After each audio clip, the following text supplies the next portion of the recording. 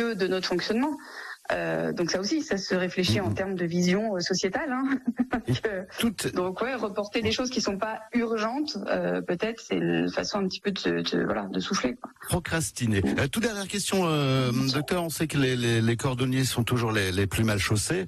Est-ce que pour vous, qui êtes spécialiste en sommeil, est-ce que la canicule a du bon? Est-ce que vous arrivez à dormir? Alors moi, j'ai la chance d'être une très très bonne dormeuse, voilà. Mais non, malgré tout, c'est difficile. Non, c'est difficile. C'est difficile quand même. C'est vrai qu'on se couche, on a tendance à se coucher quand même un petit peu plus tard. Alors ça, c'est aussi aggravé. Et là, je suis contente d'avoir l'opportunité de passer le message. C'est aggravé par l'heure d'été, qui est une catastrophe de santé publique. Et ça, tous les somnologues sont d'accord. Il faut absolument rester à l'heure d'hiver, qui est l'heure la plus physiologique pour le corps.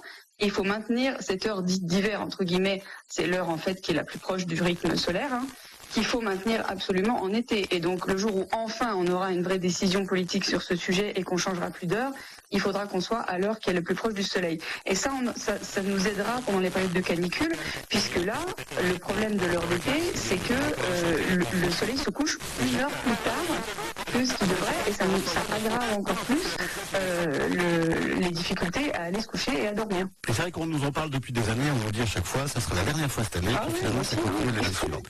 Merci beaucoup, docteur, pour vos précieux conseils. Docteur Mathilde Flamand, somnologue donc au CHU d'Amiens. Bon week-end à vous, et puis bon dodo cette nuit, docteur. Merci pareillement. À très vite, merci beaucoup.